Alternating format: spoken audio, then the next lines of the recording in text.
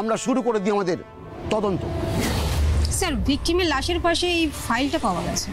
শুধু এই ফাইলটাই পাওয়া গিয়েছে? হ্যাঁ স্যার, মানে এই ফাইলটাই শুধুমাত্র ছিল, আর তো কিছু পাওয়া যায়নি। কিসের ফাইল ওটা, মানে কি আছে দেখেছো? হ্যাঁ স্যার, মানে এই ফাইলটির মধ্যে ভিকটিমের যাবতীয় সার্টিফিকেট রয়েছে। সার্টিফিকেট পাওয়া গিয়েছে?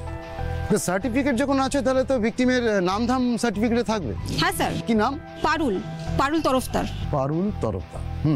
স্যার, এর মধ্যে একটি কোম্পানির অ্যাপয়েন্টমেন্ট লেটারও রয়েছে। কোন company? Bharat construction company.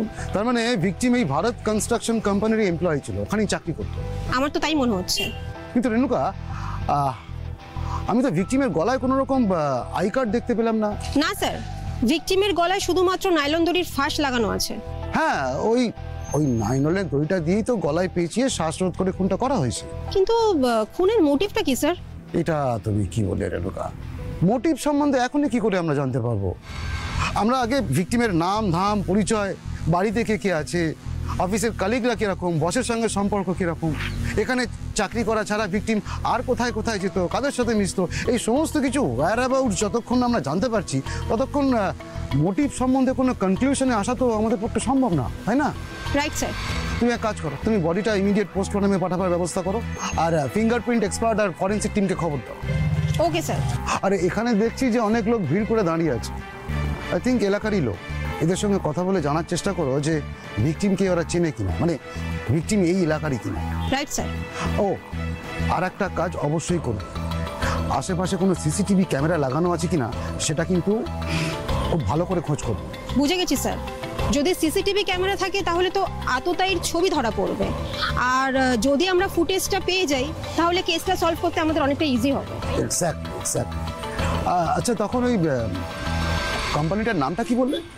Bharat construction company. Bharat construction company. Appointment letter পাওয়া গিয়েছে, তাই তো? তুমি এক্ষুনি কোম্পানিতে যোগাযোগ করো। রাদার আমি বলবো তুমি কোম্পানিতে চলে যাও, গিয়ে ভিকটিমের কালিগদের সাথে কথা বলো, বসের সাথে কথা বলো, যতটা পারবে ইনফরমেশন কালেক্ট করার চেষ্টা করবে। আমার মনে হয় রেণুকা, এলাকার লোকেদের থেকে অফিসের লোকেরাই আমাদের ভিকটিম সম্বন্ধে বেশি ইনফরমেশন দিতে পারবে, কারণ মানুষ আজকাল বাড়িতে কম থাকে, অফিসেই বেশি সময় কাটায়। ইয়েস স্যার, আমি আজকেই যাচ্ছি, ওই ভিকটিমের অফিসে গিয়ে কথা বলছি। ভিকটিমের কলিগ যারা আছে তারা নিশ্চয়ই ভিকটিমের সম্পর্কে সমস্ত তথ্য আমাদের দিতে পারবে। ঠিক আছে, তুমি একটা একটা করে কাজ সারো, আমি থানায় আছি, এসে রিপোর্ট করবো। Okay sir.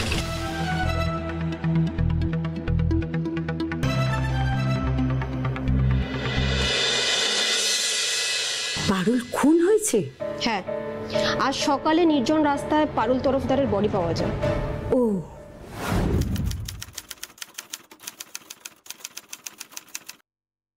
আচ্ছা, পারুল তো আপনাদের এই অফিসেরই এমপ্লয়ি, তাই না? পারুল আমাদের অফিসের এমপ্লয়ি ছিল, কিন্তু মাস তিনেক আগে ওকে আমরা চাকরি থেকে স্যাক করে দিই। কেন? হঠাৎ চাকরি থেকে স্যাক করতে গেলেন কেন?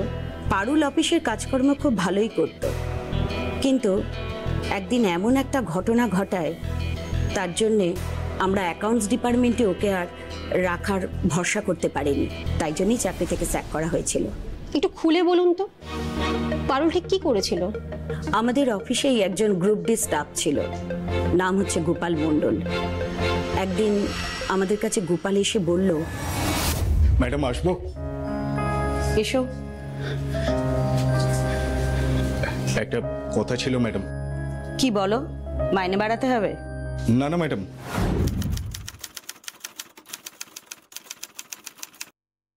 তাহলে? আসলে আমি অনেক বড় একটা বিপদে পড়ে গেছি। কেন, কি হয়েছে? আমার মা গ্রামের বাড়িতে একা থাকে, হঠাৎ খুব অসুস্থ হয়ে পড়েছে, ওষুধের জন্য কিছু টাকা পাঠাতে হবে। পাঠিয়ে দাও। তো আমার কাছে এসেছো কেন? হ্যাঁ মানে আজকে তো ব্যাংক বন্ধ, আর আমার কাছে যে টাকা ছিল আমি সেটা পারুল ম্যাডামকে দিয়েছিলাম, আর তারপরে আমি আপনাকে ক্যাশ টাকাটা দিচ্ছি, আপনি শুধু আপনার ফোন থেকে টাকাটা একটু পাঠিয়ে দিন না। তা সেটা তুমি তোমার মোবাইল থেকে কেন পাঠাচ্ছ না? কাজের সময় কেন বিরক্ত করছো আমাকে? ম্যাডাম আপনি রেগে যাবেন না, আসলে আমার সস্তা বোতামালা ফোন তো, এটা দিয়ে যদি সম্ভব হতো তাহলে আমি আমার ফোন থেকেই টাকাটা পাঠিয়ে দিতাম, আমি এসে আপনাকে এভাবে বিরক্ত করতাম না। অদ্ভুত তো, তুমি বলছো তোমার মোবাইল থেকে টাকা পাঠানোর ব্যবস্থা নেই, আর তোমার মার মোবাইলে টাকা ঢোকার ব্যবস্থা আছে। না নেই, তাহলে? ওই পাশের বাড়ি দাদার নাম্বারে পাঠাতে হতো। ও তাই বলো।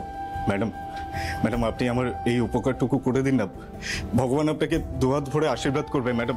আচ্ছা আচ্ছা ঠিক আছে, টাকাটা দাও। হ্যাঁ, এখানে 6,500 টাকা আছে।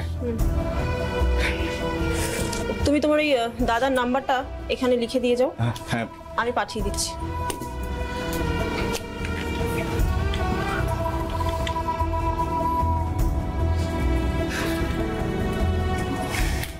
Madam thank you. ঠিক আছে, তুমি এসো। এতে বিপদে পড়ার কি আছে? টাকা তো পারুল পাঠিয়েই দিয়েছে। তোমার মাকে বলো ওষুধপত্র কিনে নেওয়ার জন্য। একটু আগে আমার পাশের বাড়ি দাদা আমাকে ফোন করেছিল, বললো ওর নাম্বারে কোনো টাকা চাইনি এখনো। আমি সঙ্গে সঙ্গে পারুল ম্যাডামের কাছে আবার চাই। ম্যাডাম আপনি যে বললেন তখন টাকা পাঠিয়ে দেবেন, দাদা এক্ষুনি আমাকে ফোন করেছিল, ওর অ্যাকাউন্টে কোনো টাকা ঢোকেনি ফোন থেকে। আপনি কি টাকাটা পাঠাননি? কাকে পাঠাবো? ওই তো পাশের বাড়ি দাদাকে। ওনাকে আমি টাকা পাঠাতে যাবো কেন? ওনাকেই তো মায়ের ওষুধের জন্য টাকাটা পাঠাতে হতো। তো ওনাকে আমি আমার অ্যাকাউন্ট থেকে কেন টাকাটা পাঠাবো? না না, আপনি আপনার অ্যাকাউন্ট থেকে টাকা পাঠাবেন না, আমি তখন আপনাকে যে টাকাটা দিলাম না ওই টাকাটা পাঠিয়ে দিন। তুমি আবার আমাকে কখন টাকা দিলে? কি বলছেন কি ম্যাডাম? আমি তখন যে আপনাকে 6,500 টাকা দিলাম। তুমি তো আমাকে কোনো টাকা দাওনি গোপাল। ম্যাডাম আপনি তখন আমার কাছ থেকে টাকাটা নিলেন, আপনার নিজের ব্যাগের মধ্যে টাকাটা রাখলেন, আর এখন আপনি বলছেন আমি আপনাকে কোনো টাকা দিইনি। না দাওনি, আর দিলে নিশ্চয়ই আমি পাঠিয়ে দিতাম। কেন শুধু শুধু মিথ্যে কথা বলছো এখানে দাঁড়িয়ে? ম্যাডাম ম্যাডাম আপনি এমন করবেন না, আমি ধনে প্রাণে মারা যাব ম্যাডাম। এই তুমি যাও এখান থেকে, যাও বলছি।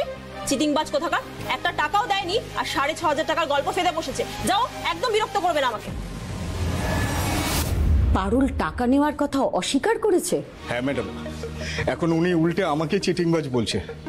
আমি ওনাকে টাকাটা দিয়েছিলাম আর উনি টাকাটা নিয়ে ওনার নিজের ব্যাগেই রেখেছেন। তারপর আমি সঙ্গে সঙ্গে পারুলকে ডেকে পাঠাই, গোপালের সামনে দাঁড় করাই। কিন্তু অদ্ভুতভাবে পারুল আমার সামনে দাঁড়িয়েও টাকা নেওয়ার কথাটা অস্বীকার করছিল। তারপর কি? ওই রুমে একটা সিসিটিভি ক্যামেরা আছে। সিসিটিভির ফুটেজ চেক করে আমরা দেখি গোপাল পারুলকে সত্যি সত্যি টাকা দিচ্ছে এবং পারুল সেই টাকাটা নিয়ে নিজের ব্যাগে ভরছে। এ তো মারাত্মক ব্যাপার। এবার আপনি বলুন, এইরকম একটি মেয়েকে কি অ্যাকাউন্টস ডিপার্টমেন্টে রাখা যায়?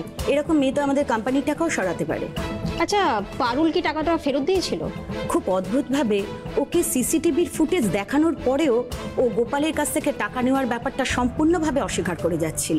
সেই জন্য আমরা ওই দিনই ওর স্যালারি থেকে 6,500 টাকা কাটি এবং ওই দিনে বাকি টাকা দিয়ে আমরা কোম্পানি থেকে ওকে চিরবিদায় জানাই। পারুলের বাড়িটা কোথায়? পারুল শুনেছি ফ্ল্যাটে থাকতো, সেট বাগানের একটি ফ্ল্যাটে ভাড়াতে। ওর পরিবারে কে কে আছে? খুব ছোটবেলায় শুনেছি ওর মা